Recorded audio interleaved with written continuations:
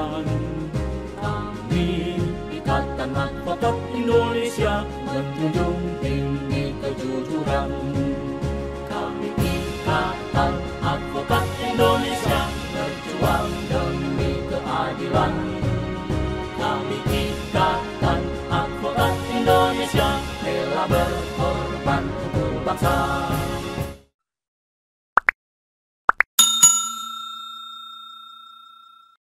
Assalamualaikum warahmatullahi wabarakatuh. Selamat sore, salam sejahtera untuk kita semua. Selamat datang untuk narasumber Legal Upgrade episode 11 hari ini, Bapak Dr. Trisno Raharjo, SH.M.Hum. Selamat sore, Pak. Selamat sore. Gimana kabarnya, Pak? Semoga sehat selalu, Pak. Baik. Alhamdulillah sehat. Iya, baik. Selamat datang juga kepada Bapak Ibu peserta acara Legal Upgrade ke episode 11 ini. Kali ini tema Legal Upgrade kita mengangkat restoratif justice dalam penanganan perkara pidana. Oke, baik. Sebelumnya perkenalkan nama saya Tubagus Alifsyah. Saya akan menjadi moderator pada Legal Upgrade kali ini. Seperti yang Bapak Ibu ketahui bahwa Legal Upgrade ini merupakan program kerja IKADIN yang dilaksanakan 2 minggu di setiap hari Jumatnya. Kemudian Legal Upgrade ini merupakan pendidikan hukum berkelanjutan bagi khusus advokat IKADIN, atau bisa disebut Continuing Legal Education. Acara ini berbentuk penyampaian materi dari advokat yang berkompeten di bidangnya, lalu dilanjutkan dengan diskusi antara narasumber dengan peserta secara interaktif. Jadi Bapak Ibu nanti ada sesi untuk tanya jawab. Kegiatan ini juga dilaksanakan setiap 2 minggu sekali dengan narasumber yang berbeda dengan tema yang berbeda. Kita masuk ke acara inti dari Legal Upgrade hari ini, yaitu penyampaian materi. Tapi sebelumnya saya akan membacakan beberapa peraturan Legal Upgrade hari ini. Izinkan saya untuk menyampaikan. Yang pertama, untuk menjaga kelancaran jalan acara, maka selama pemaparan teori voice feature harap di-mute. Kemudian untuk pertanyaan dari peserta, akan ada sesi diskusi setelah pemaparan materi selesai oleh narasumber. Bapak Ibu dapat melakukan raise hand terlebih dahulu dan silahkan berbicara ketika dipersilahkan oleh moderator. Kemudian elektronik sertifikat akan diberikan kepada peserta melalui email beserta materi paling lambat H+7 setelah acara ini selesai. Baik, Bapak dan Ibu, tema Legal Upgrade pada hari ini yaitu restoratif justice dalam penanganan perkara pidana, yang nantinya akan membahas tentang sejarah penyelesaian perkara pidana, kemudian hal-hal apa saja yang perlu dilakukan dalam restoratif justice, serta dasar-dasar hukum di berbagai instansi seperti kepolisian dan kejaksaan dan lainnya. Langsung saja saya akan membacakan terlebih dahulu CV dari Pak Dr. Trisno Raharjo, SH.M.Hum. Dilanjutkan dengan pemaparan materi dan dilanjutkan diskusi.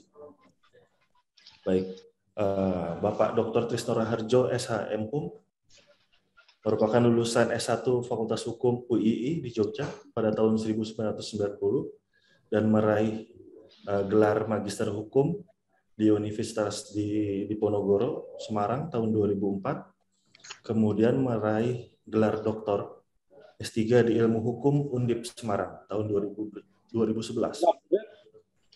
Beliau juga aktif sebagai dosen Fakultas Hukum Universitas Muhammadiyah di Yogyakarta pada tahun 98 sampai sekarang. Beliau juga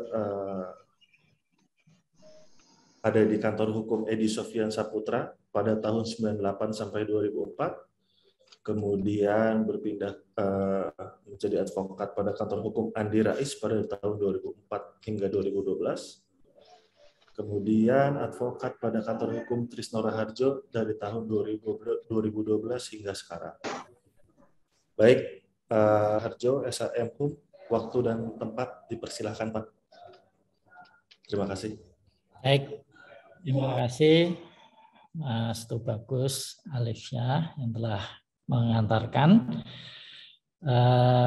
Rekan-rekan sekalian, para advokat IKADIN, Assalamualaikum warahmatullahi wabarakatuh. Saya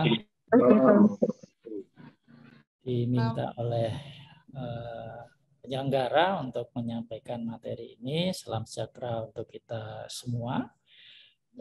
Pada kesempatan ini saya akan memaparkan tentang pendekatan restoratif justice. Saya kira ini merupakan sebuah pendekatan yang secara umum telah dipahami lah kalau pemahaman saya ya, karena kalau yang saya akan paparkan ini dulu saya teliti untuk menyelesaikan studi S3 saya di Universitas Diponegoro di bawah bimbingan Prof. Barda Nawawi Arif di tahun 2011. Sebenarnya saya mencoba untuk menyelesaikan ini lebih awal, tapi waktu dan proses penyelesaiannya menjadikan harus selesai di 2011. Saya mohon izin untuk bisa screen ya, Pak? Ya, kalau dijadikan co-host, saya Baik, akan memaparkan menggunakan PPT yang telah saya susun. Yang membahagiakan saya adalah pendekatan restoratif justice ini secara sungguh-sungguh telah coba dikembangkan ya, oleh penegak hukum kita di kepolisian. Kepolisian itu sebenarnya kalau kita perhatikan itu mencoba melakukan penyelesaian perkara di luar sistem peradilan pidana dalam metode diskresi yang sebenarnya saya tidak terlalu sependapat dengan cara penyelesaian secara diskresi.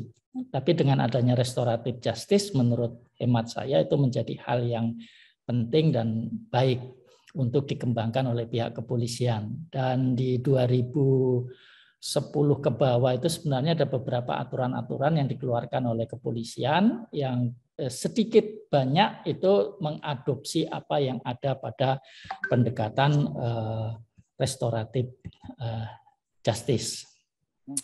Nah, kalau kejaksaan itu memang secara bertahap. Kalau pengadilan itu prinsipnya ya kalau sudah dibawa ke pengadilan ya diselesaikan, harus sesuai dengan apa yang ada di dalam proses penyelesaian yang berlaku, sehingga dengan demikian dapat dikatakan bahwa pengadilan tidak terlalu mudah untuk menyelesaikan pendekatan restoratif justice ini. Tetapi secara perlahan-lahan saya perhatikan ada pertemuan-pertemuan yang kemudian menjadikan upaya-upaya penyelesaian itu dapat dilakukan baik di tingkat penyidikan, kemudian tingkat penuntutan maupun tingkat peradilan.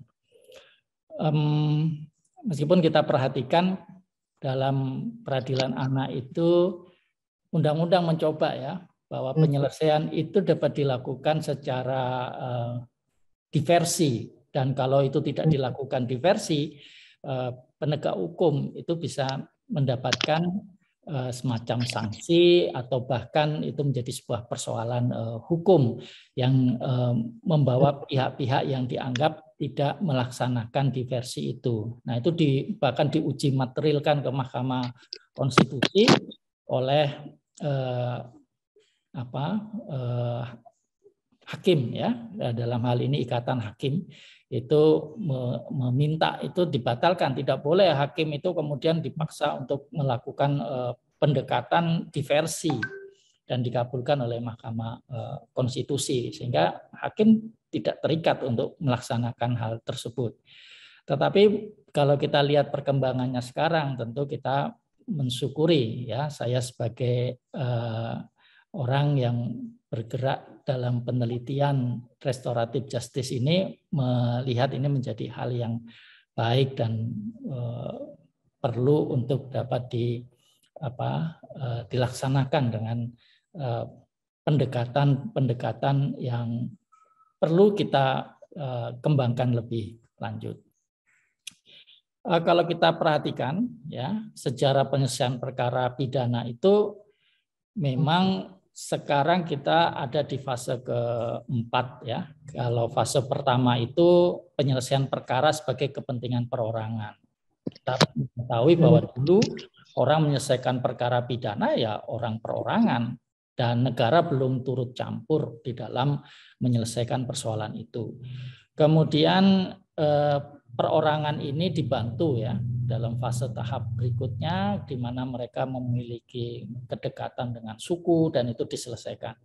Dan di dalam beberapa masyarakat Indonesia, nanti saya jelaskan di slide berikutnya, kita juga mengenal ini dan masih mengenal sampai sekarang bagaimana kita menyelesaikan restoratif justice itu, yang orang menyebutnya sebagai restoratif justice, itu diselesaikan oleh suku-suku kita. Dengan pendekatan-pendekatan yang ada, bagaimana mereka secara bersama-sama dapat menyelesaikan di berbagai wilayah yang kita miliki di Indonesia ini. Kemudian ketika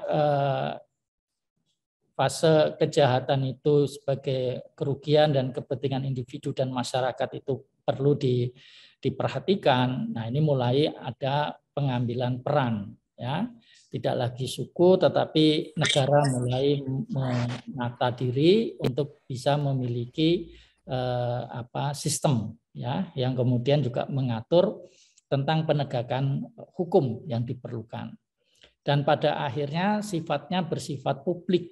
Hukum pidana itu kita kenal sebagai suatu pendekatan publik, kemudian segala persoalan-persoalan yang terkait dengan kepentingan individu dan masyarakat itu mulai banyak diambil alih, dan kemudian semakin tertata menjadi bentuk yang sekarang kita kenal dalam pendekatan penegakan hukum atau sistem peradilan pidana.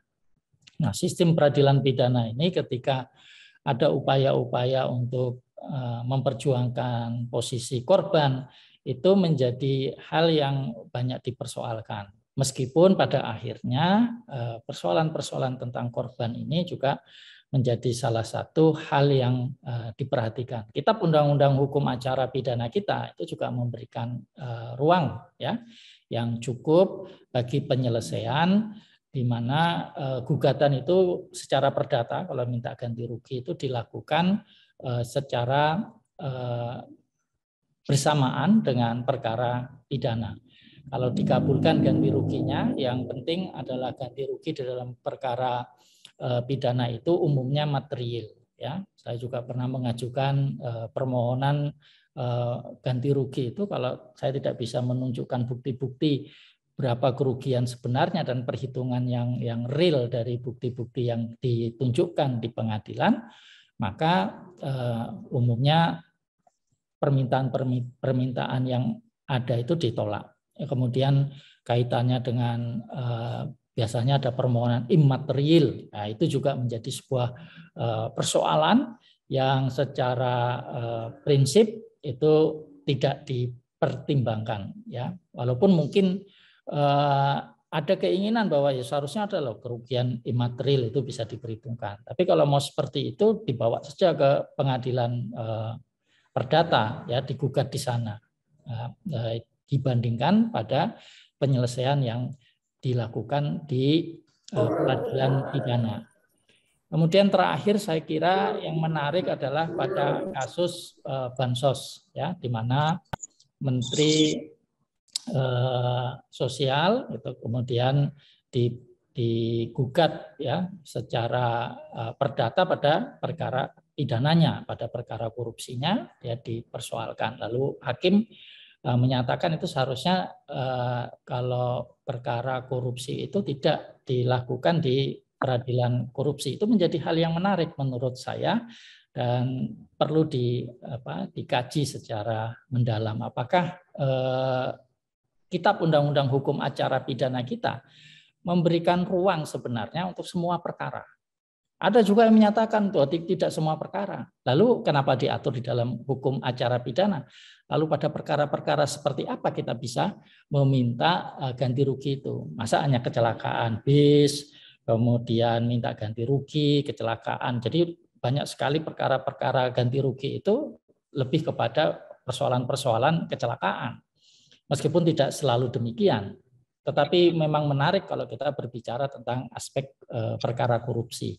Bagaimana sebenarnya orang yang kemudian menunjukkan bahwa dia mendapatkan persoalan di dalam penanganan itu. Mungkin bansosnya tidak seberapa ya setiap orang itu, tapi kalau dikumulasikan sekian ribu, berapa itu yang kalau semuanya mereka meminta, itu menjadi satu catatan tersendiri yang menurut saya menjadi menarik untuk kemudian dikaji. Kemudian saya menambahkan 4 fase yang dikembangkan oleh Atang Ranu Miharja. Saya menambahkan 1, ya, yaitu fase masalah kejahatan sebagai pemulihan penderitaan pelaku dan masyarakat dalam bentuk ganti rugi, denda, dan kerja sosial. Dan saya kira ke depan ini memang arahnya lebih menyelesaikan seperti ini, tidak mengutamakan penjara. Ya, saya kira kita juga bisa belajar dari Belanda bagaimana mereka mengembangkan transaksi. Jadi dalam hukum pidana Belanda itu transaksi, jadi yang dimaksudkan transaksi itu adalah penyelesaian dengan pembayaran sejumlah denda. Ya, pada kejahatan-kejahatan yang bahkan hukumannya itu adalah penjara.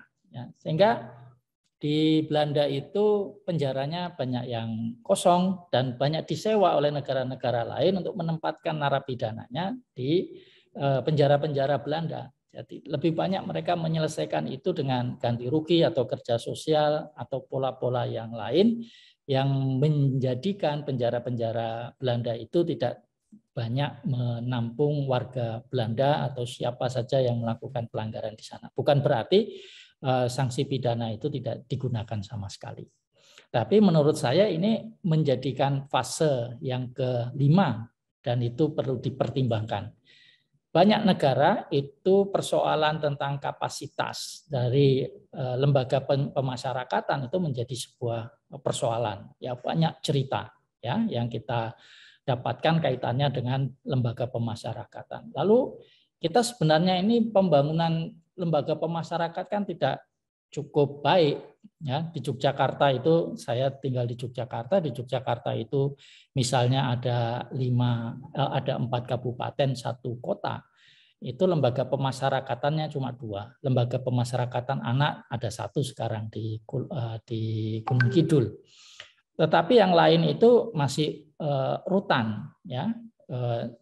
Tapi difungsikan juga sebagai lapas. Memang tentu akan berbeda.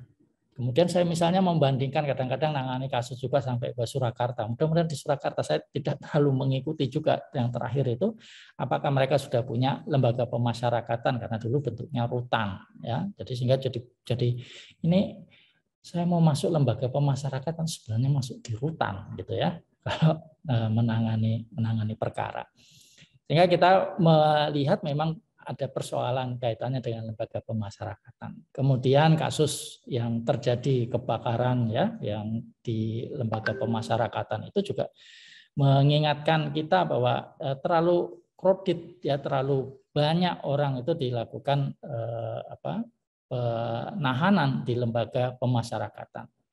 Memang juga kita menyadari hukum pidana kita yang berbicara tentang sanksi denda itu seolah-olah denda itu menjadi tidak perlu dijatuhkan. Ya, kalau misalnya kitab undang-undang hukum pidana kita itu sebenarnya kan alternatif. Tidak ada yang seperti hukum pidana di luar KUHP. Kalau kita pakai KUHP itu hakim itu memilih. Jarang sekali hakim itu harus menjatuhkan satu pidana saja, misalnya penjara saja. Itu tidak ada. Ya, sedikit sekali jumlahnya atau mati misalnya, itu pasti ada alternatif. Jadi pilihannya itu justru malah alternatif. Kalau pidana di luar KUHP itu yang kemudian memperkenalkan pola-pola pemidanaan yang digabungkan sehingga menjadi kumulatif. Dan meskipun ahli-ahli hukum pidana menyatakan apakah iya kalau dirumuskan dan itu tidak boleh atau ya, kalau orang yang belajar hukum dan kemudian diajarkan secara letter ya menyatakan tidak bisa, tidak boleh kalau dan itu digabung ya. Tapi saya berpikiran seperti promotor saya Prof. Bardanawawi Arif, tidak ada persoalan hakim itu diberikan ruang yang luas untuk kemudian boleh mengabaikan kata-kata dan itu ya. Yang bagus itu katanya dan atau. Nah, itu tegas itu. Kalau dia mau gabung boleh, mau memisahkan boleh. Ya. Kemudian ataupun itu mau digabungkan, itu diserahkan kepada hakim. Cuma saya kira itu menjadi sebuah persoalan ketika itu diterapkan oleh hakim. Saya memahami itu karena itu bisa menjadi perdebatan-perdebatan bagaimana menyelesaikan hal ini. Tapi memang penjara menjadi hal yang luar biasa, menjadi pilihan dari hakim, seolah-olah tidak bisa menjatuhkan denda. Ya, walaupun kita juga pernah mengetahui, saya agak lupa di tahun 2000-an itu di Bali, ya, itu hakimnya berani itu dia jatuhkan denda. Denda itu paling 12.000 kalau tidak salah. Itu kaitannya dengan pelanggaran kaitan dengan minuman, ya. Dan kemudian itu dianggap sebagai suatu perbuatan pidana dan oleh hakim itu dijatuhkan pidananya hanya dengan sanksi denda saja. Ya. Jadi ramai juga itu, kenapa enggak penjara gitu ya? Dan dendanya kok cuma angkanya rendah sekali gitu ya menurut ukuran kita sekarang. Ya. Karena terakhir dirubah itu kan dihitungkan misalnya 15 kali itu pun sudah di tahun 60-an ya. Kemudian restoratif justice itu sebenarnya upaya untuk mengembalikan hak korban ya, tindak pidana ya, menyelesaikan perkara pidana, lebih menekankan kepada upaya perlindungan hak pelaku tindak pidana dan kewenangan aparat penegak hukum, namun sering mengabaikan hak korban tindak pidana. Ini kalau kita berbicara yang sekarang ya. Korban itu walaupun ada, tetapi dia seperti tidak bisa mendapatkan hak-haknya. Baru pada beberapa aturan itu dilakukan pengaturan dan diberikan semacam restitusi ya kepada korban, sehingga korban itu bisa mendapatkan semacam upaya-upaya ganti rugi. Nah, masalahnya kemudian kalau pada perkara-perkara tertentu ganti rugi itu dimintakan kepada pelaku tindak pidana. Saya ambilkan contoh yang paling sulit menurut hemat saya, ada pada masalah-masalah terorisme. Masalah terorisme memang dimintakan kepada yang melakukan. Nah, kalau yang melakukan bunuh diri dan belum ditangkap yang lainnya, bagaimana kita mau minta restitusi misalnya kepada pelaku tindak pidana? Kenapa tidak menjadi suatu kompensasi? Ya, kompensasi itu paling dihindari oleh negara karena kompensasi itu menjadi tanggung jawab negara untuk memberikan ganti kerugian. Nah, hal-hal seperti ini menurut hemat saya bisa digabungkan, ada restitusi dan kompensasi. Kompensasi itulah yang diberikan oleh negara. Negaralah yang menagih kepada pelaku tindak pidana. Nah, bagaimana mekanisme itu diatur itu menjadi satu hal yang bisa menjadi kajian tersendiri. Ya. Nah, restoratif justice ingin memberikan upaya-upaya pemulihan terhadap korban, tidak harus dengan nominal uang, tetapi ada perbaikan-perbaikan terhadap kondisi secara nyata yang ia alami, ada perhatian, ada upaya-upaya untuk kemudian mengembalikan kondisi kejiwaan yang terjadi, yang tergoncang akibat adanya tindak pidana. Sehingga dalam hal ini hak korban berupa pemulihan harta benda, luka fisik, keamanan, harkat, martabat, atau kepuasan terhadap pencapaian keadilan itu bisa diramu sedemikian rupa sehingga betul-betul bisa menjadi pendekatan yang baik di dalam penegakan hukum kita. Kemudian dalam manajemen peradilan pidana, pengembangan terhadap restoratif justice ini itu sudah dimulai pada tahun 95 ya. Saya kira kita juga mengetahui di tahun 90-an, 95 selain restoratif justice ini yang sekarang kita berbicara tentang masalah pandemi, kemudian kita melihat persidangan itu dilakukan secara online, bagaimana menggunakan komputer, bagaimana menggunakan sistem yang ada. Ya saya kira kalau kita melihat Belanda, ya Belanda melakukannya di tahun 90-an ya. Kita ya baru mencoba melakukan di lima tahun lah, 5 tahun terakhir kita mencoba, dan pada masa pandemi itu dilakukan. Artinya restoratif justice ini juga merupakan satu hal yang sudah lama sebenarnya itu dicoba dikembangkan, coba diinisiasi untuk dilakukan. Bagaimana sebenarnya ini bisa diadopsi oleh negara-negara yang mencoba untuk menerapkannya dalam sistem peradilan pidananya. Ya, bahkan kalau kita melihat dokumen yang ada di tahun 95 itu kejahatan korporasi itu seharusnya bisa diselesaikan secara restoratif justice, ya.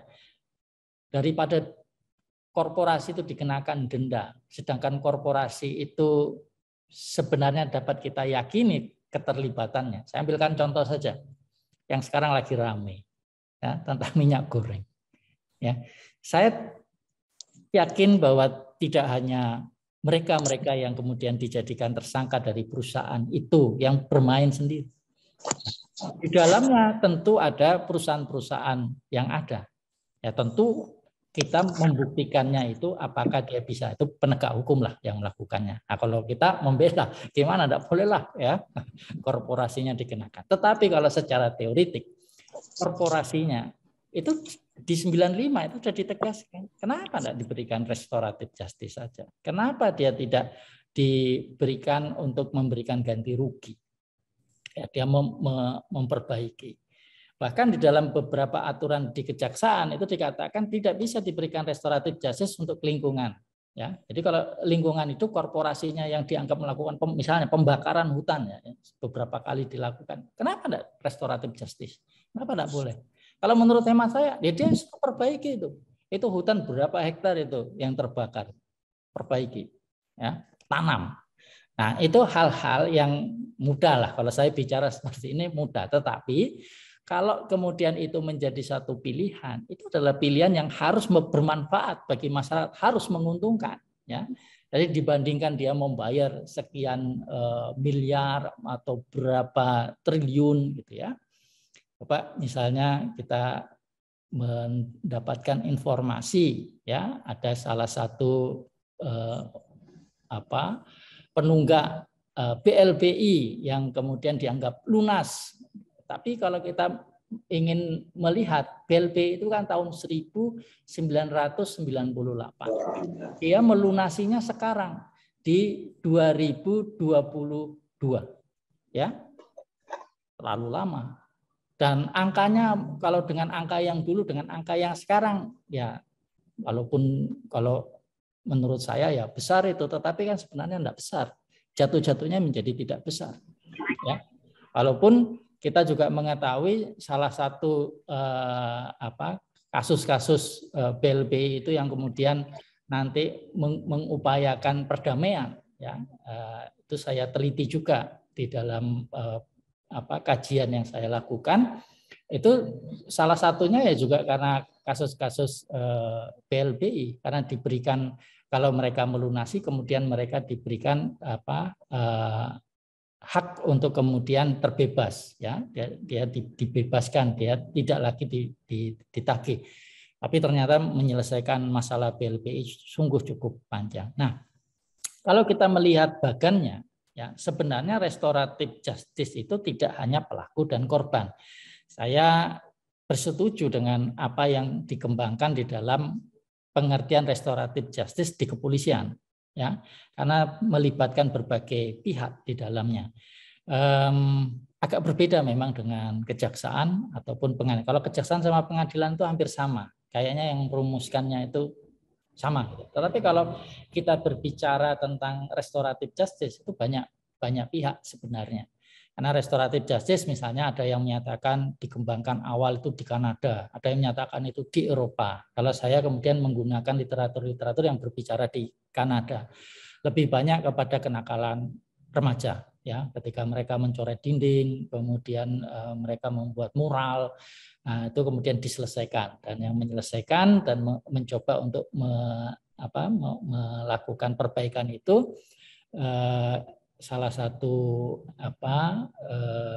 pendeta gereja ya yang kemudian mencoba untuk menyelesaikan, mendamaikan agar ini tidak menjadi perkara kenakalan remaja. Itu dikumpulkan, kemudian keluarganya dipanggil dan seterusnya. Jadi saya sedikit mengambil contoh di awal itu saya anggap adanya di Kanada.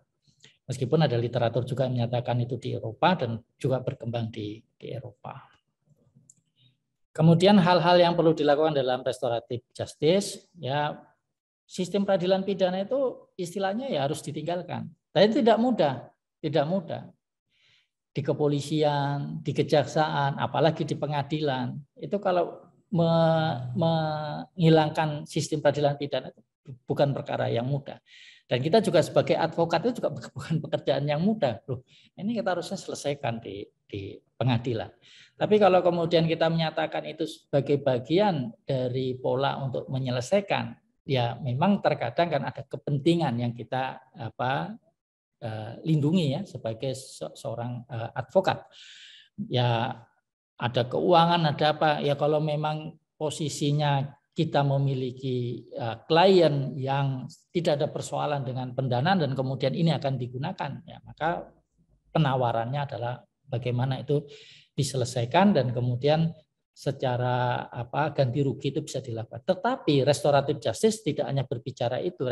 Restoratif justice menginginkan adanya kemunculan kesadaran, ya.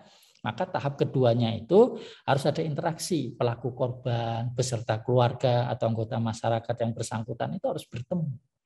Nah, ini kadang-kadang tidak mudah juga ketika kita berbicara kasus-kasus yang melibatkan ya orang-orang besar misalnya. Itu menjadi sebuah persoalan yang tidak mudah juga. Kasus anak anggota DPR dari PDIP yang dipukul di jalan raya dan kemudian yang memukul itu juga menunjukkan organisasi yang menjadi relawan. Nah, itu menjadi sebuah persoalan tersendiri dan ketika meminta restoratif justice apakah itu tepat? Tapi secara prinsip saya ingin katakan bahwa restoratif justice itu tidak membatasi, ya. Walaupun kalau saya ikuti memang di aturan-aturan yang ada itu dia belum pernah melakukan tindak pidana. Saya secara prinsip bisa menerima itu.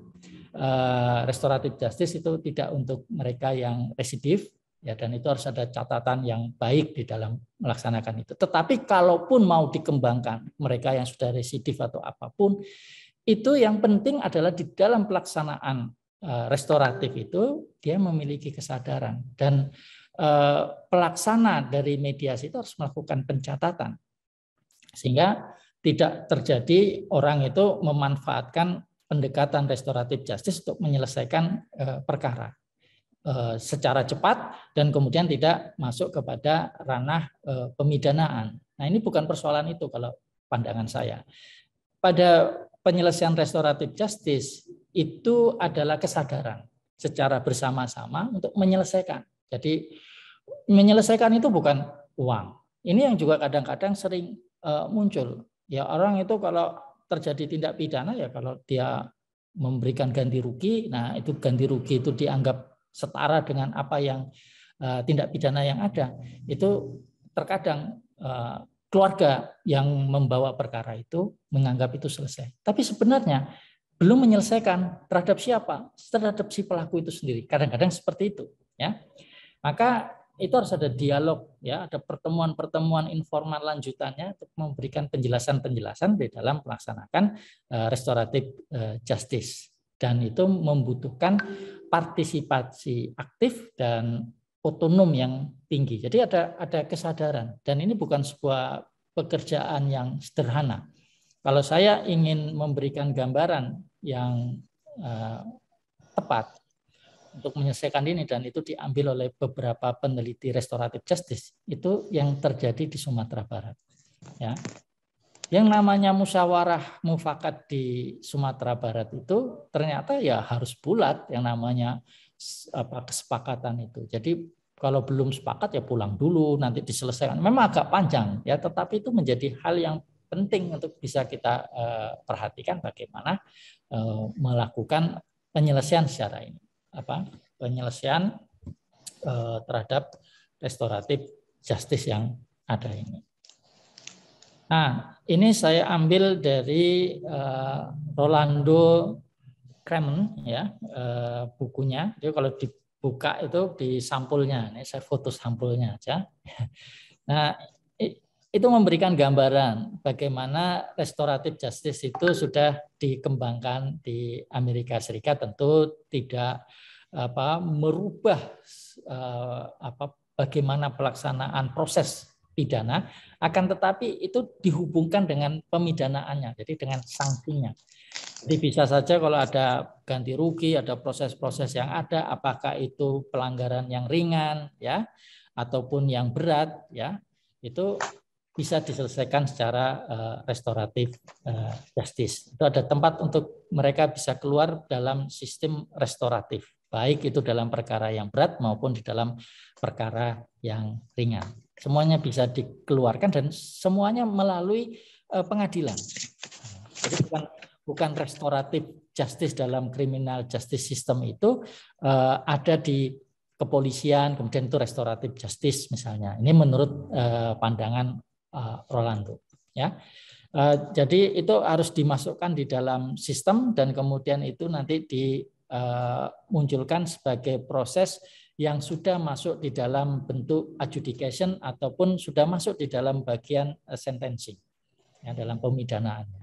Ini menurut saya baik juga, ya, model semacam ini berarti sistem peradilan pidananya dia berjalan kaitannya dengan penerapan restoratif justice.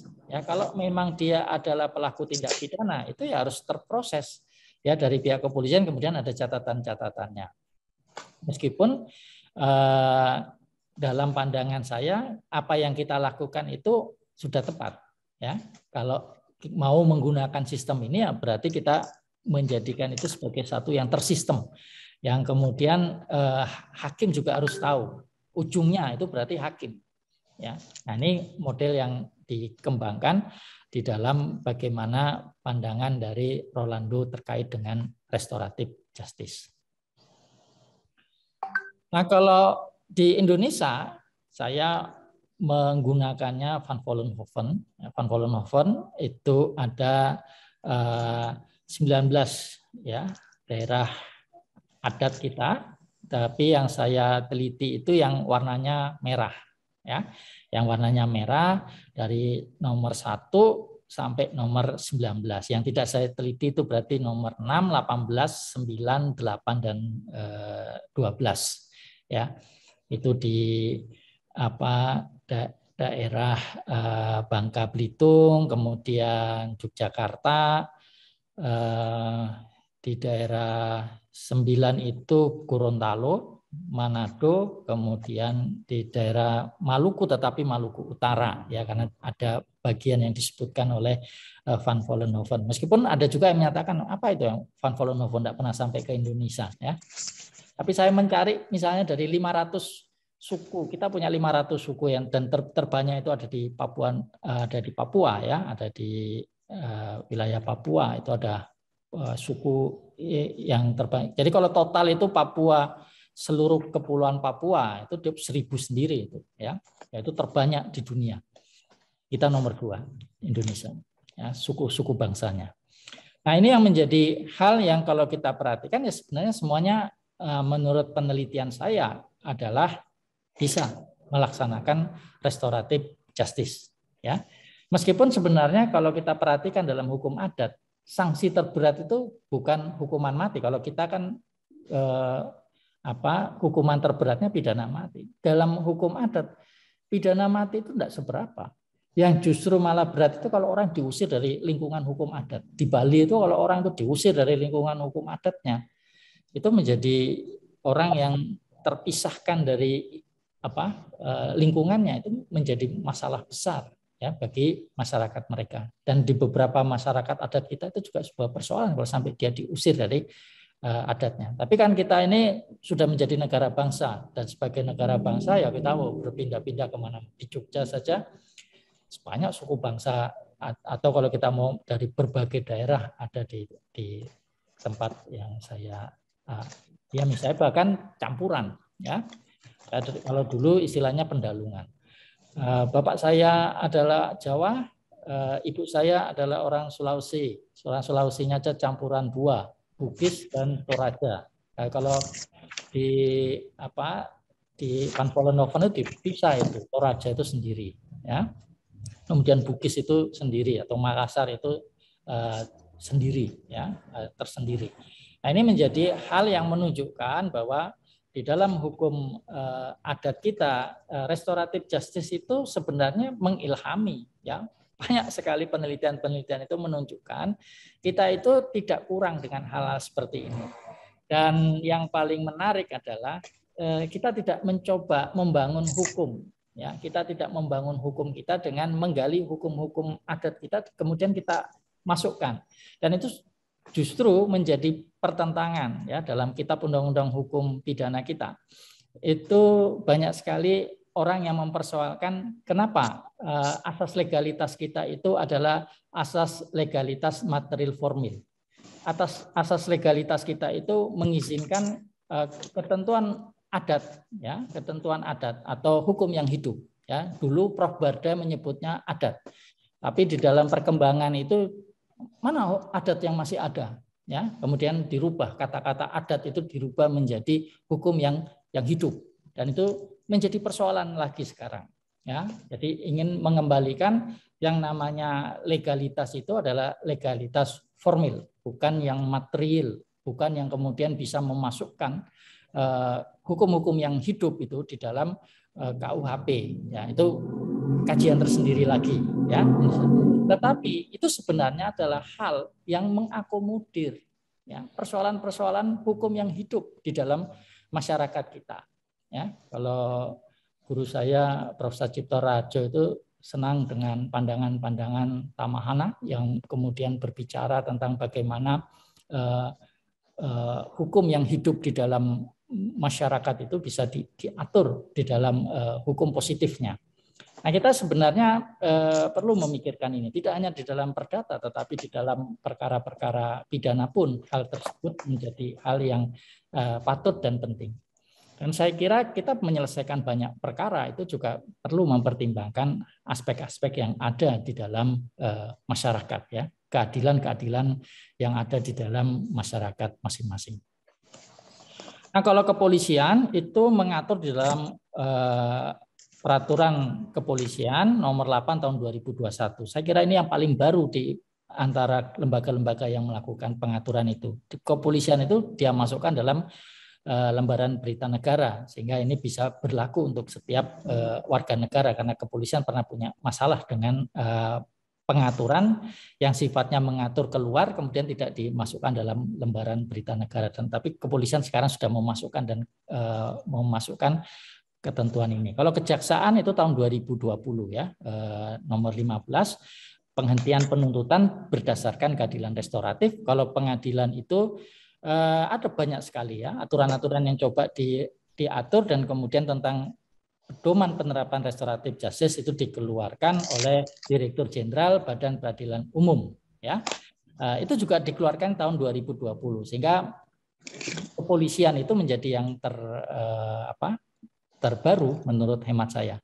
Nah, kalau kita melakukan pembandingan pengertian restoratif justice, kejaksaan dan pengadilan itu sama, ya. Tapi kalau kita melihat kepolisian itu ada perbedaan. Yang saya maksudkan perbedaan itu pihak yang terlibat. Walaupun di kejaksaan dan pengadilan bukan berarti itu pihak-pihak lain itu tidak ada, tapi tidak ditegaskan siapa mereka, ya. Di sini dikatakan ada tokoh masyarakat, tokoh agama, tokoh adat, atau pemangku kepentingan untuk bersama-sama mencari penyelesaian yang adil, ya, melalui perdamaian dengan menekankan pemulihan kembali kepada keadaan semula. Titik. Kalau di kejaksaan dan pengadilan itu arahnya bukan pembalasan, itu masih ada di situ, tapi di kepolisian sudah dihilangkan itu. Kenapa? Saya tidak terlalu mendapatkan informasi yang cukup, tetapi saya melihat kepolisian terakhir memasukkan, tapi juga tetap memperhatikan aspek-aspek untuk tokoh agama, tokoh adat, atau pemangku kepentingan, ya. Nah, untuk itu ke depan dia jangan berdiri sendiri-sendiri, mumpung kita itu sekarang melakukan pengaturan tentang Kitab Undang-Undang Hukum Pidana RUU KUHP. Meskipun banyak persoalan di dalamnya dan restoratif justice itu juga saya melihat kalau tujuan pemidanaannya itu dihilangkan, misalnya tidak diatur, itu bisa mendapatkan persoalan restoratif justice. Walaupun orang menyatakan nanti kan diatur di dalam hukum acara, ya. Tapi saya ketemu beberapa polisi itu enggan berbicara Kitab Undang-Undang Hukum Acara Pidana.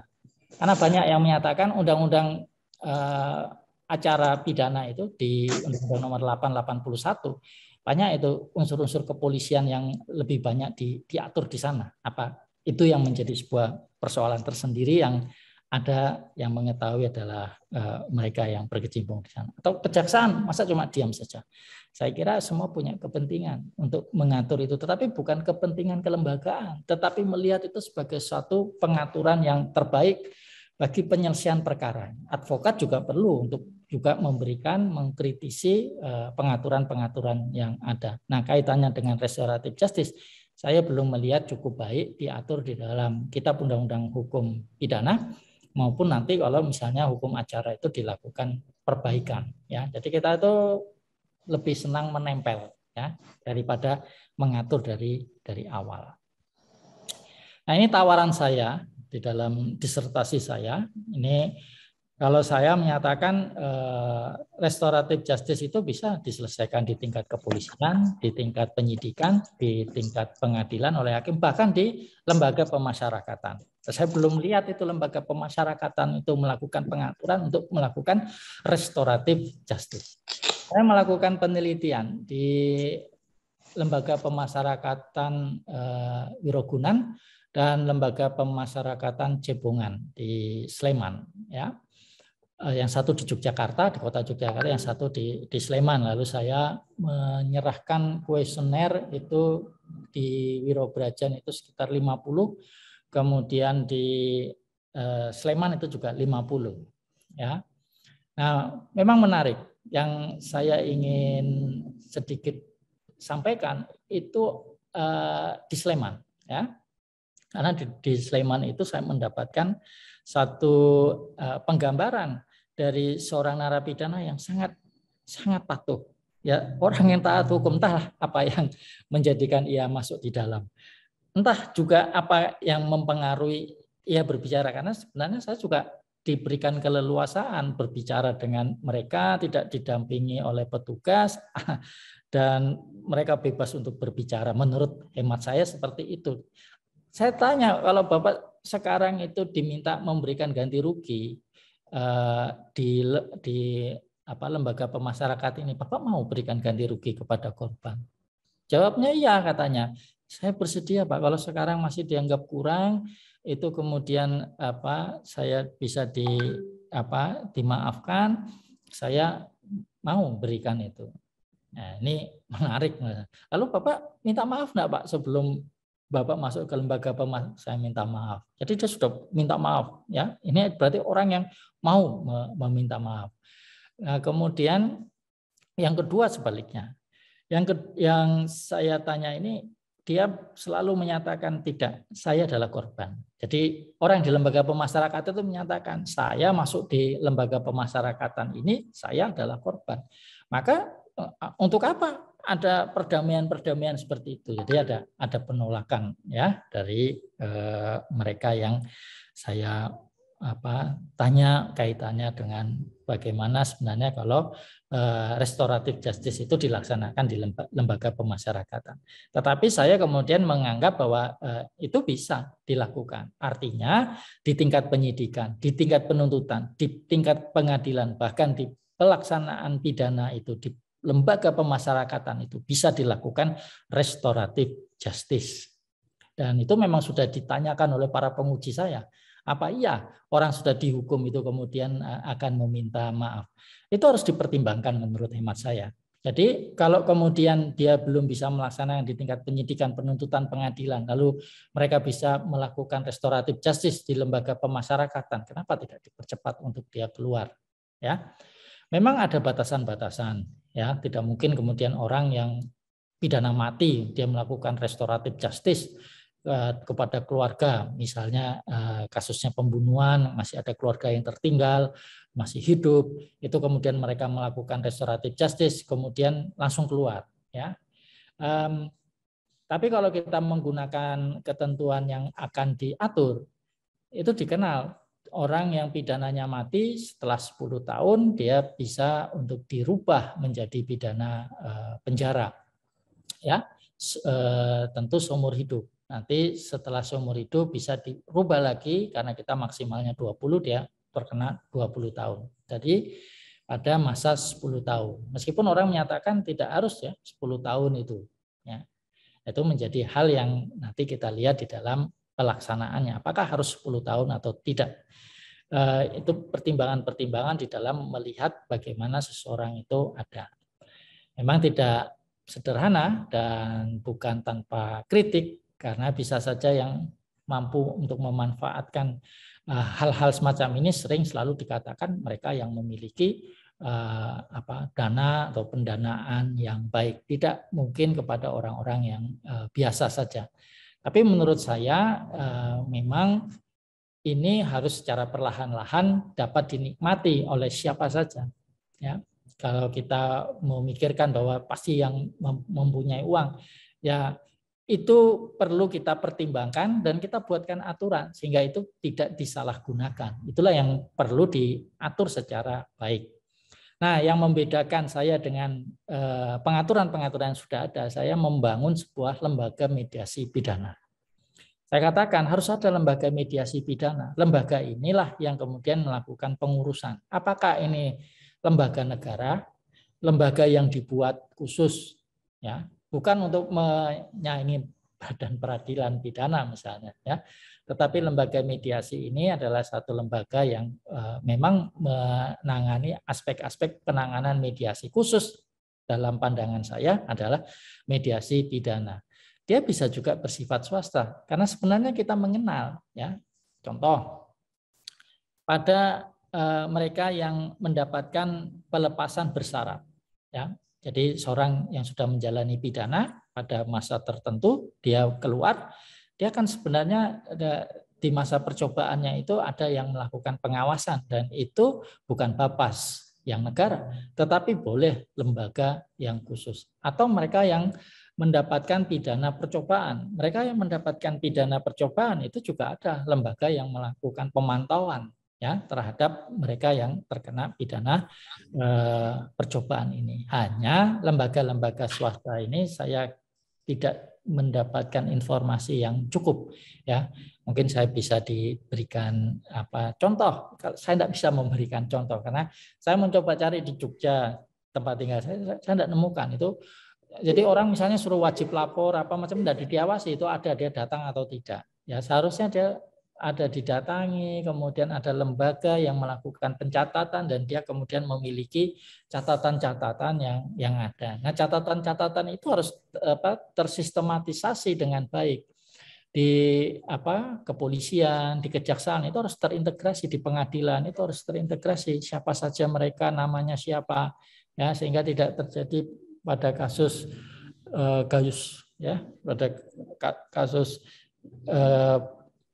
pajak ya, di mana orang kemudian ngitung-ngitung itu dia dipidananya kok sampai 30 tahun, kan tidak boleh ya, walaupun dia perkaranya korupsi, pidana kalau dia tidak seumur hidup ya 20 tahun itu paling lama. Tidak ada kita dapatkan aturan yang mengizinkan dia lebih dari 20 tahun. Kalaupun ada yang lebih dari 20 tahun itu kan pelanggaran hak asasi manusia. Hanya pada pelanggaran hak asasi manusia seseorang itu bisa dipidana lebih dari 20 tahun. Di luar itu tidak ada pengaturannya yang ada, sehingga aneh gitu ya hakim. Seharusnya hakim kemudian kalau menggunakan konkursus kaitannya dengan pemidanaan seharusnya kalau sudah lebih maka itu nihil. Walaupun banyak juga orang ribut lagi ya. Saya pertama kali mendengarkan nihil itu pada tahun 92 ya, yang menyampaikan adalah almarhumah Lamia Mulyatno ya, istri dari Prof Mulyatno. Bu Lamia itu menyampaikan, saya jadi hakim itu dulu pernah memutuskan nihil katanya. Saya juga bingung waktu itu karena masih semester awal ya kuliah ya. Beliau menyampaikan bahwa ya tidak bisa, karena kalau dia di maksimum yang harus dijatuhkan kepada yang bersangkutan itu sudah terlampaui dan tidak bisa dijatuhkan lebih. Nah, itu menjadi hal yang saya kira perlu kita pahami secara bersama-sama. Nah, kalau mediasi ya ada tahap, kalau saya menyatakan ada persiapan, ada pelaksanaan, ya. Kemudian bagaimana penerapan pelaksanaan mediasi, ya. Nah, ini harus dilakukan oleh mediator yang memang memiliki pengalaman, kemudian bisa mengumpulkan para pihak yang ada, dan tidak hanya pelaku dan korban, tetapi para pihak-pihak yang ada pun bisa diundang, kemudian mereka melakukan mediasi. Kemudian mediasi ini bisa dilakukan secara baik, kemudian dicarikan resolusinya, bagaimana penyelesaian itu bisa dilakukan dengan sebaik-baiknya. Nah, memang tidak harus diselesaikan, ya, artinya harus terpenuhi itu mediasi itu selesai. Kalau enggak, ya kembali kepada sistem peradilan pidana, ya. Kalau dia tidak memenuhi semua kesepakatan yang sudah ditentukan, itu juga kembali. Memang kalau saya perhatikan aturan-aturan itu mengatur terkadang batas waktu untuk mediasi itu sudah dipertegas, ya. Kalau misalnya di kepolisian ataupun di kejaksaan itu memberikan batas waktu kapan mediasi itu dianggap sudah terlaksana atau tidak. Kadang-kadang itu tidak berjalan. Saya perhatikan pada kasus anak misalnya, anak yang berhadapan dengan hukum, kemudian ya diselenggarakan mediasi, tetapi mediasi itu menjadi performa saja menurut hemat saya. Ya pokoknya diselenggarakan, sudah dikumpulkan, sudah diajak berbicara, bahkan diajak diskusi, katanya demikian. Tapi menurut saya itu belum mediasi. Dan mediasi itu bukan pekerjaan yang sederhana. Ya tidak bisa dibatasi hanya dalam waktu 14 hari. Walaupun ada juga yang menyatakan berhasil, Pak, bisa dalam tindak pidana tipiring misalnya, itu di beberapa pengadilan itu sudah bisa menyelesaikan, ya. Jadi kita bisa memberikan gambaran-gambaran penyelesaian secara tipiring. Apabila kemudian juga perkaranya tidak lebih dari 2.500.000 untuk ganti ruginya. Untuk perbuatan kerugian yang ada, tidak melebihi itu, sehingga itu bisa dilakukan penyelesaian secara mediasi. Meskipun saya perhatikan juga khusus untuk di kejaksaan itu, walaupun dia juga melakukan secara bertahap atau bertingkat, ya bertingkat menurut saya, menurut aturannya, tetapi memberikan kelonggaran-kelonggaran terhadap perkara-perkara yang bisa dilakukan penyelesaian oleh jaksa penuntut umum. Nah, menurut saya sebaiknya itu dihindari, walaupun menurut saya benar, ya. Karena saya adalah penganut bahwa apapun bisa dimediasi, ya, apapun bisa dimediasi, itu sudah diuji oleh penguji, dan saya bisa mempertahankan bahwa pada tindak pidana apapun itu bisa diselesaikan sepanjang ada para pihaknya,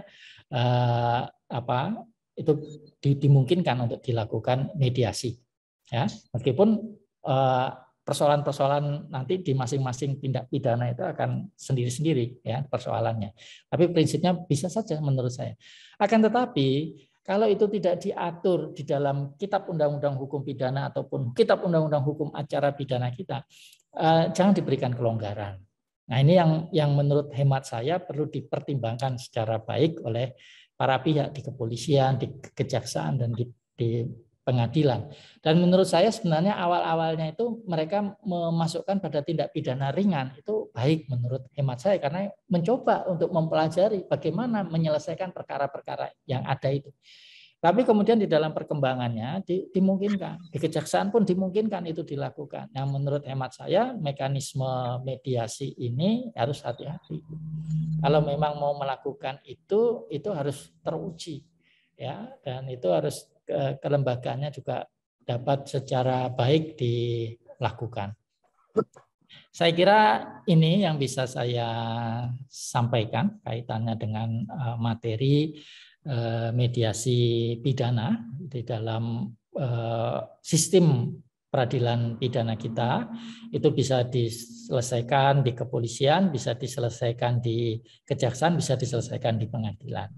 Secara teoritik saya katakan itu juga bisa diselesaikan di lembaga pemasyarakatan, meskipun itu belum dilakukan ya. Jadi orang di lembaga pemasyarakatan itu bisa lebih cepat ya, tidak harus menunggu 2/3.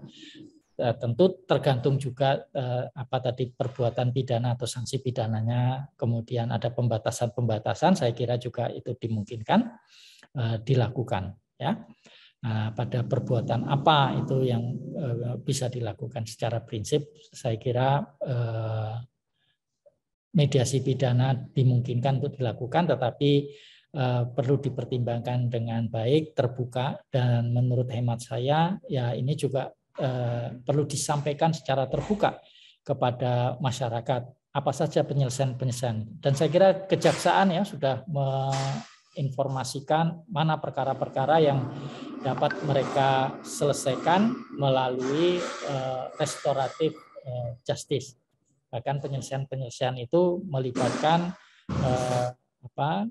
kejaksaan tinggi ya. Saya mengikuti beberapa proses penyelesaian yang dilakukan di kejaksaan dan diinformasikan kepada publik, dan itu baik. Di kepolisian saya kira juga perlu secara terbuka juga disampaikan penyelesaian-penyelesaian yang ada.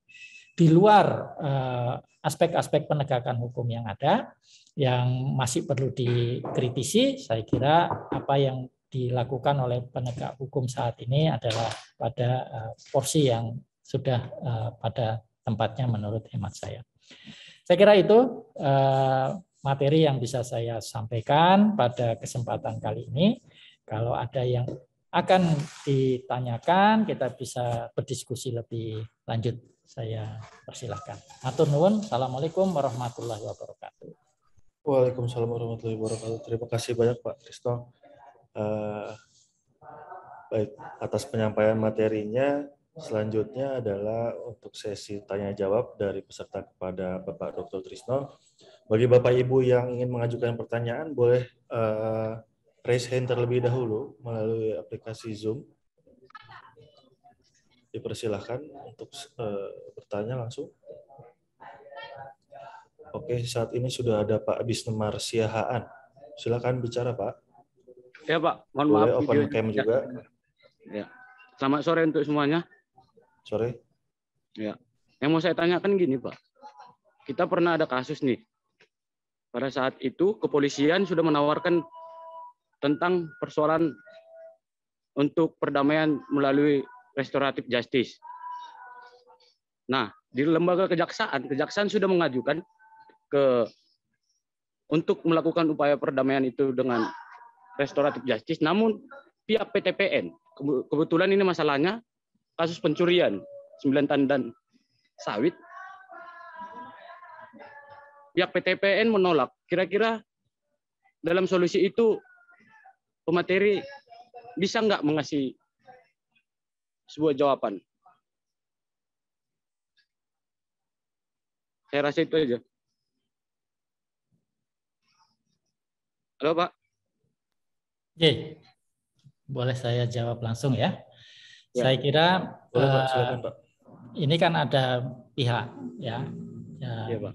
Kalau tadi disampaikan oleh Pak Bismar Siahaan, ada pihak perkebunan ya, ada pihak perkebunan, ada pihak masyarakat lah ya, yang kemudian didampingi sebagai pelaku itu dianggap melakukan pencurian. Itu hampir sama dengan kasus Nenek Minah ya di Purwokerto itu ya. Nah, itu sama juga itu perusahaan perkebunannya yang mempersoalkan itu. Dan kemudian itu ya sampai ke pengadilan. Artinya kalau yang tadi disampaikan sudah ada upaya untuk ada restoratif justice. Kepolisian menawarkan, kejaksaan menawarkan, tapi kan ditolak oleh perusahaan. Nah, itu memang menjadi sebuah persoalan di dalam penyelesaian dengan mekanisme restoratif justice, karena di situ kan ada pihak-pihak. Tadi ada 2 pihak, tidak bisa ini hanya dapat diselesaikan oleh 1 pihak yang menyatakan bahwa saya ingin damai. Damai itu harus semua pihak. Artinya pihak perkebunannya pun itu harus menyampaikan bahwa mereka akan melakukan penyelesaian yang ada.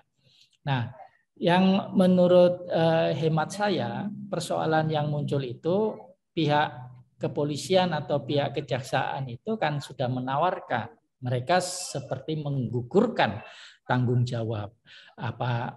Secara mediasi itu sudah mereka tawarkan, tetapi ada pihak yang tidak berkenan. Salah satu pihak, apakah itu korban atau ini pelaku, itu kalau tidak berkenan untuk menyelesaikan secara mediasi, tidak bisa terjadi mediasi atau tidak bisa terjadi restoratif justice yang diinginkan. Jadi para pihak itu harus ada. Ini adalah kesepakatan yang bisa dibangun atau diselesaikan. Ini yang kemudian saya katakan tidak bisa demikian. Pihak-pihak ini harus dipertemukan dan kemudian mau terbuka. Nah, ini tentu bukan sebuah persoalan yang sederhana, apalagi dibatasi waktu, misalnya 14 hari, atau misalnya dapat sesuai dengan batas penyidikan yang dilakukan. Nah, secara prinsip upaya untuk melakukan penyelesaian itu terus dilakukan atau diupayakan, tapi ternyata misalnya itu tidak dilakukan, maka tidak bisa selesai. Di penyidikan tidak bisa selesai, di tingkat kejaksaan tidak bisa selesai. Namun demikian, menurut hemat saya, upaya-upaya penyelesaian itu menjadi hal yang di pengadilan menjadi perlu dipertimbangkan dalam pendekatan yang saat ini dikembangkan oleh pengadilan. Memang ada batasan-batasan. Pengadilan akan melihat ini sebagai suatu perkara yang akan diselesaikan seperti apa. Ya, ada batasan-batasan yang mereka sebutkan, berapa yang misalnya yang diambil, apakah melampaui kerugian itu 2.500.000 atau tidak. Kalau tidak, maka itu bisa dimasukkan ke piring saja. Meskipun para pihak misalnya tidak bersepakat, hakim akan mempertimbangkan yang terbaik, karena ada pihak yang misalnya berupaya untuk menyelesaikan ini, karena dia sudah harus diselesaikan oleh hakim. Hakim harus mempertimbangkan ada hal yang misalnya dilakukan perbaikan, ya, yang dilakukan atau diupayakan sebaik-baiknya, walaupun pihak yang dirugikan, pihak yang dirugikan dalam hal ini PTPN atau perusahaan perkebunan itu tidak mau, ya, tetapi itu harus dipertimbangkan oleh hakim. Saya kira banyak putusan-putusan yang kemudian itu dilakukan seperti itu, artinya disampaikan kepada hakim. Ini sudah mau menyelesaikan, dan itu banyak ya kasus-kasus seperti ini. Kalau saya ambilkan contoh yang muncul di persidangan, itu ada upaya-upaya pihak korban itu menunjukkan itikat baik untuk menyelesaikan. Saya kira juga kasus Bibi Mina di Purwokerto itu juga menunjukkan bagaimana media juga berperan di dalam pengambilan keputusan ketika hakim akhirnya mengambil keputusan ini percobaan, ya. Banyak sekali perkara-perkara itu akhirnya diambil keputusan walaupun itu perkara jatuhnya menjadi perkara pidana biasa, bukan tipiring. Hakim kemudian mencoba untuk menyelesaikan ini karena ada pihak yang sebenarnya telah berupaya untuk mengambil sikap menyelesaikan secara baik, tetapi pihak yang lain karena dia yang melaporkan tidak bisa dihentikan karena memang sistemnya tidak mengizinkan itu terjadi. Ya, nah, itu menurut hemat saya, pandangan saya seperti itu, Pak Bismar. Ya. Oke, makasih. Ya, Pak. Tambahan sedikit. Ya, mari. Akibat istilahnya kan gini, PTPN kan sudah dalam artian katakan tidak ikut bekerja sama, padahal itu adalah sebuah perusahaan negara gitu. Ya. Kan yang dirugikan bukan person nih, atau juga yang negara yang dirugikan. Dalam hal itu, apakah kita sebagai penegak hukum dapat juga untuk melakukan sebuah, umpamanya melakukan sebuah teguran atau apalah gitu, Pak? Karena restoratif justice ini sangat membantu sih sebenarnya dalam hal operasitas di lembaga pemasyarakatan seluruh Indonesia saat ini. Ya, saya melihat bahwa kalau kita melihat persoalan sosial kita, masalah-masalah pidana di dalamnya, itu juga hal-hal yang saya kira menjadi pertimbangan-pertimbangan di dalam melakukan penyelesaian perkara yang ada. Kemudian kalau misalnya memang persoalan-persoalan itu kita lihat secara keseluruhan, itu ada hal yang perlu kita perjuangkan lebih lanjut, dan itu kita upayakan agar penataan sistem penegakan hukum itu menjadi lebih baik, kemudian harmonisasi kondisi lingkungan yang menjadi lebih baik di masing-masing wilayah. Tentu itu menurut hemat saya bisa disampaikan atau dikemukakan. Artinya kita sebagai seorang advokat itu bisa memberikan pandangan-pandangan, masukan-masukan yang tentu akan memberikan informasi, ya. Karena kita juga tidak tahu apakah misalnya penyelesaian ini merupakan sesuatu yang disetujui oleh pimpinan. Ya, kita juga belum mengetahui itu. Kalau itu kemudian diinformasikan, kemudian itu juga mendapatkan respon, meskipun misalnya ini perkara juga sudah selesai misalnya, itu kan menjadi hal-hal lain dalam perjuangan yang dianggap kemungkinan ke depan masih punya potensi-potensi persoalan-persoalan, karena persoalan ini mungkin melingkupi kebiasaan sehari-hari masyarakat atau konflik-konflik yang berkepanjangan kaitannya dengan mereka tinggal, atau mungkin juga mereka suku yang ada pada tempat yang umumnya mereka sekarang sudah menjadi bagian dari perkebunan dan seterusnya, ya. Saya kira kompleksitas masyarakat kita melihat ini menjadi hal yang bisa diperjuangkan. Saya kira itu. Terima kasih banyak. Sama-sama. Baik, terima kasih Pak Bismar. Tadi sih saya lihat ada Bang Irman Dani Lubis dari Sumatera Utara, majukan resen juga. Ya, selamat sore Mas Alif. Selamat sore. Siap sore Bang. Selamat sore Mas Trisno. Selamat sore. Sebenarnya tadi saya ingin bertanya juga, cuman sekilas tadi Mas Trisno sudah menjawabnya. Tadi kan terkait dengan pertanyaan yang sebelumnya itu kan ada tentang hambatan-hambatan dalam RJ ya. Hambatan-hambatan yang terjadi ini kan salah satu pihak itu sudah beritikat baik, namun satu pihak lagi kan tidak beritikat baik untuk menyelesaikannya. Pertanyaan saya sih sebenarnya, kalaulah hal ini menjadi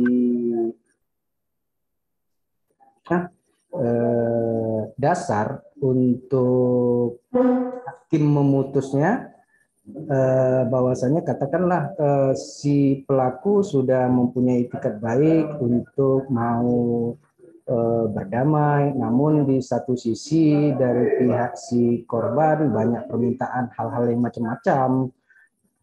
Tentu ini kan menjadi pertimbangan hakim untuk memutus apakah itu percobaan atau dan lain-lain. Itu tadi sebenarnya pertanyaan saya, apakah RJ tadi itu bisa menjadi dasar, tapi sudah dijawab oleh narasumber, dan mungkin bisa dijelaskan kembali tentang hambatan-hambatan tersebut.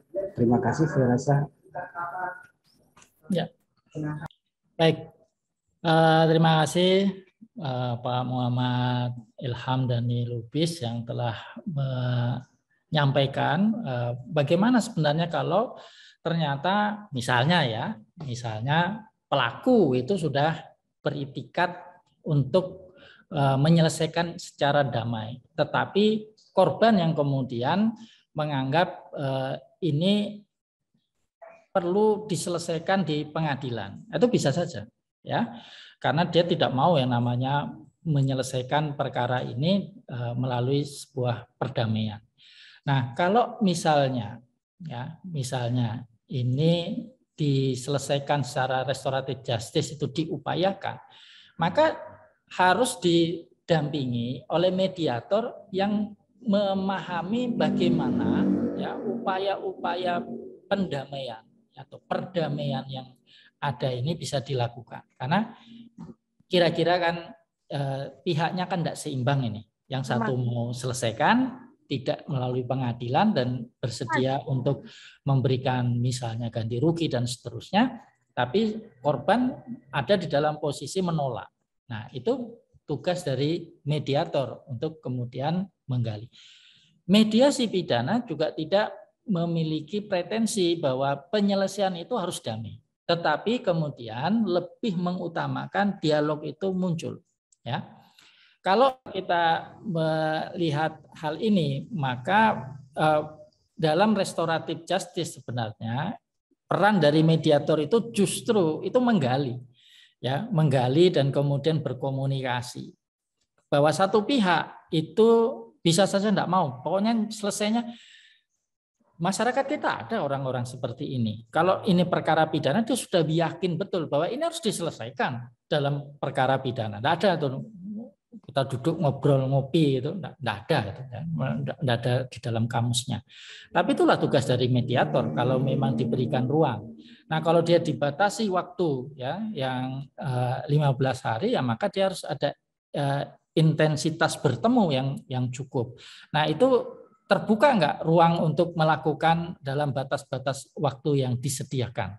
Itu menjadi sebuah persoalan tersendiri.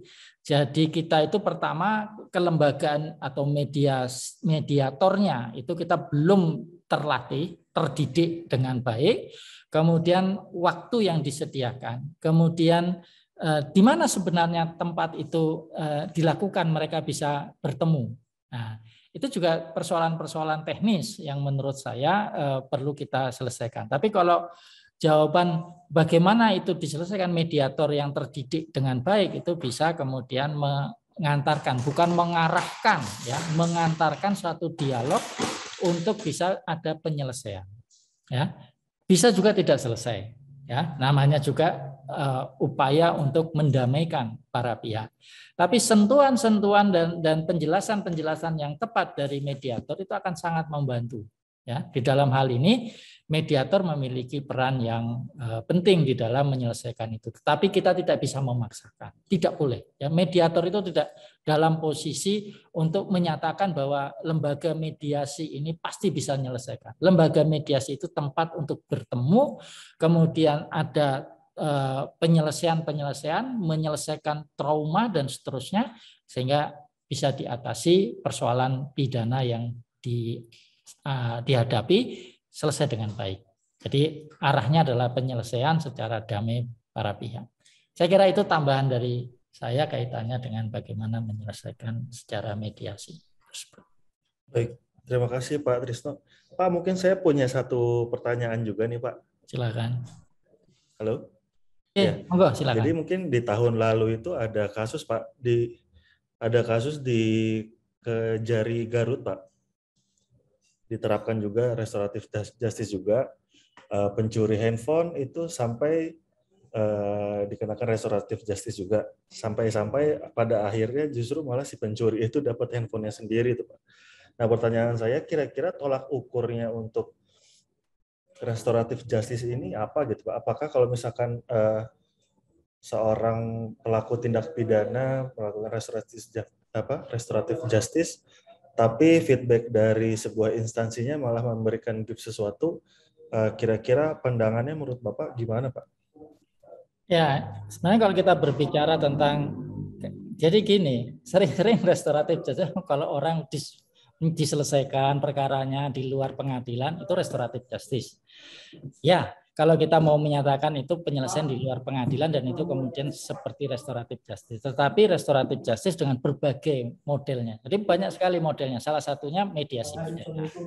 Ya, ada juga pola-pola yang lain di dalam upaya menyelesaikan perkara yang ada itu.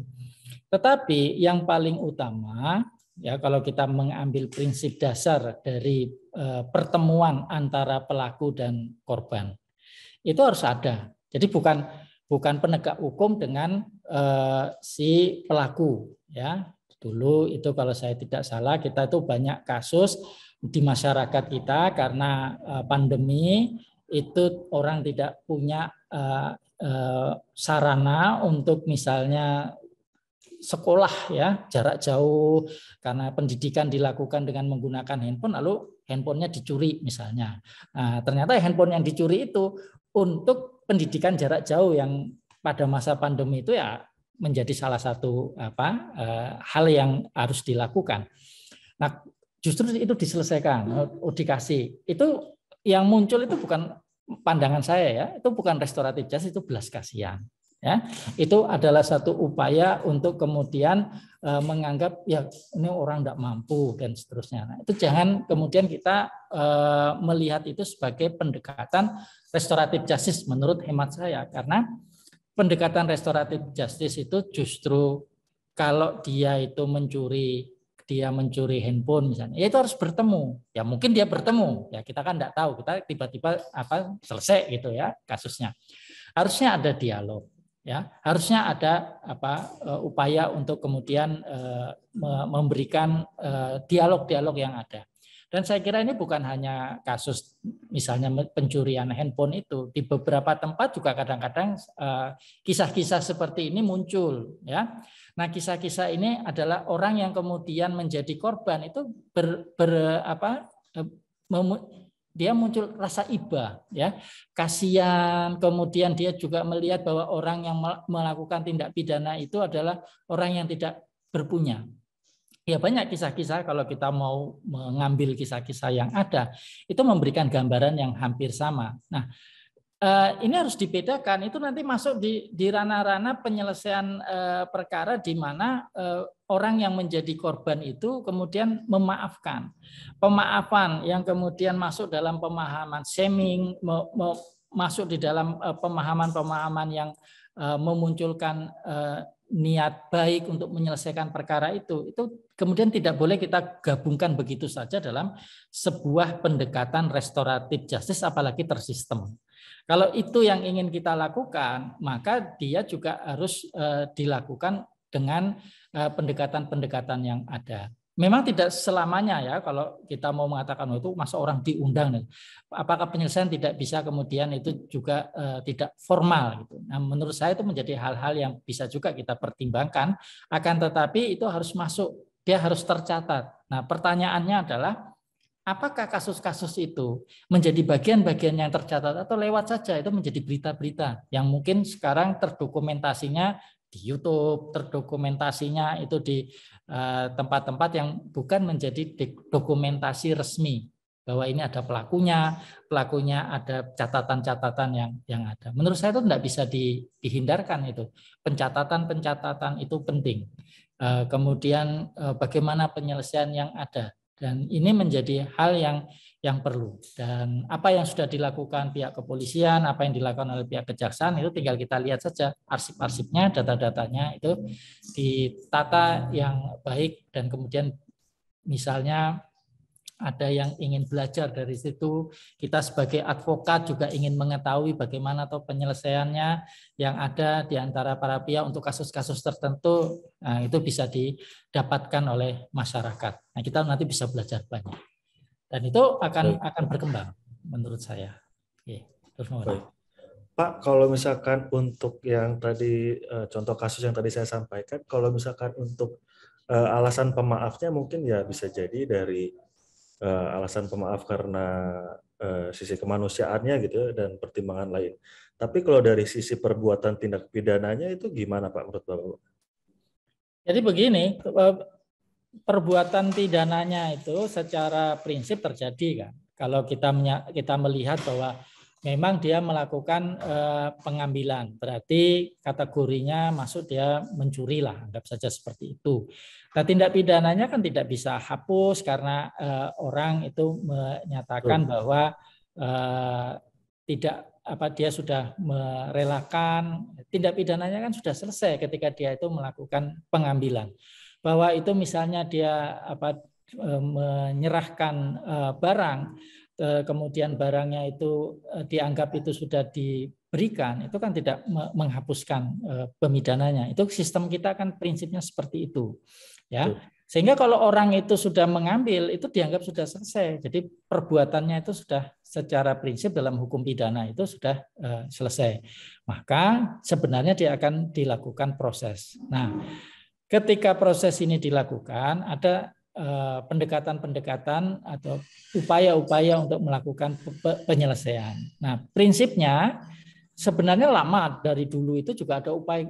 Orang itu hanya berpikir gimana tuh cara menyelesaikannya itu. Ya, kalau sepengetahuan saya, teman-teman di kepolisian itu ya Pak, ini perkaranya kita simpan aja. Ya sebenarnya perkaranya masih hidup, nanti nunggu sampai daluarsa. Ya, jadi perkara itu nunggu. Nah, kamu nek pindah, bagaimana saya tanya gitu? Enggak Pak, insya Allah enggak apa-apa. Nah, kadang-kadang perkara-perkara seperti itu kan enggak selesai. Maka kalau itu restoratif justice, itu harus tercatat juga. Sehingga itu perkara tidak menjadi perkara yang oleh teman-teman kepolisian itu seolah-olah itu disimpan, didiamkan. Padahal kan ada pemeriksaan kan di kepolisian itu. Ini perkara ini kok kenapa enggak lanjut?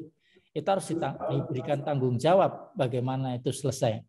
Nah, saya kira dengan pendekatan restoratif justice yang sudah ada, memang itu tindak pidana. Perbuatan itu secara prinsip harusnya sampai kepada pengadilan. Nah, itu harus diselesaikan, dianggap itu diselesaikan di luar. Kalau orang kebanyakan yang menyatakan itu penyelesaian di luar sistem peradilan pidana. Sudah diselesaikan, mediasi sudah dilakukan, jadi pencatatannya boleh dicoret gitu. Dalam pengertian ini penyelesaiannya sudah dilakukan. Dibandingkan didiamkan. Nah, mekanismenya sekarang sudah ada. Itu yang harus dikembangkan. Pencatatan, pengadministrasiannya itu harus sinkron. Tapi itu kepolisian dan kejaksaan. Kalau kita advokat itu taunya gimana itu kita bisa damaikan itu. Kalau itu menjadi sebuah perkara. Atau ini kita bawa sampai ke pengadilan. Biasanya pengacara itu bawa sampai pengadilan kan pekerjaan advokat, ya. Tapi kalau saya untuk perkara pidana bisa menerima ini diselesaikan secara restoratif justice. Gitu, Mas. Baik. Terima kasih Pak Trisno. Mungkin kita batasi sampai satu penanya lagi mungkin Pak ya, karena ini udah jam 5:30 juga. Kira-kira ini kita lihat di kolom chat ini ada Bapak Tony Haniko. Ini ada kasus restoratif justice. Pihak korban dan tersangka atau terdakwa sudah berdamai dan dilakukan di restoratif justice di kejaksaan. Masing-masing pihak bersama para saksi dan tokoh masyarakat atau agama sudah menandatangani berita acara restoratif justice. Namun kasusnya tetap dilimpahkan ke kejaksaan di pengadilan dan saat ini kasusnya 170. Sementara disidangkan. Pertanyaannya sudah terjadi di RJ, mengapa harus dilimpah ke pengadilan? Silakan Pak. Nah, itu menarik itu. Kenapa dilimpahkan? Ya, apakah kasusnya itu menurut aturan yang berlaku itu tidak masuk kategorinya? Tapi saya kan juga sebenarnya mengkritik ya aturan kejaksaan. Kejaksaan itu tetap membuka sebenarnya. Sebenarnya kalau saya baca itu banyak itu perkara. Kuncinya itu apakah atasan itu memberikan izin atau tidak. Ya, sampai di kejaksaan tinggi, ya, Kajati. Kajati itu mengizinkan enggak itu restoratif justice. Ketika dia menyatakan tidak, ya diserahkan. Ya, harus dituntut. Nah, ini yang saya bilang, kalau seperti ini jadi bisa masalah yang sifatnya personal, ya. Ketika jaksa tinggi itu kemudian Kajati kemudian menyatakan enggak bisa, ini harus dibawa ke pengadilan, ya, restoratif justice selesai. Ya, memang ada diatur di ketentuan yang ditetapkan oleh kejaksaan itu, kalau misalnya perbuatan-perbuatan tertentu itu tidak boleh restoratif justice. Tapi saya melihat di aturan-aturan yang lain itu memberikan ruang juga tetap bisa restoratif justice. Tetapi kemudian nanti kata kuncinya itu di pimpinan. Ya, di pimpinan. Nanti kalau itu menjadi sorotan masyarakat, itu pimpinannya itu yang menyetujui itu harus melapor sampai ke Jaksa Agung lah, prinsipnya seperti itu. Nah, pada kasus ini tampaknya menurut hemat saya ada pimpinan di kejaksaan, apakah itu Kajari ataukah itu Kajati, itu meminta perkaranya dibawalah ke di pengadilan. Tetapi menurut hemat saya di aturan pengadilan pun kalau ini perkara itu sudah pernah RJ di tingkat kejaksaan itu boleh diserahkan kepada hakim, ya. Hakim nanti dengan kebijakan yang ada itu bisa mengambil keputusan yang terbaik.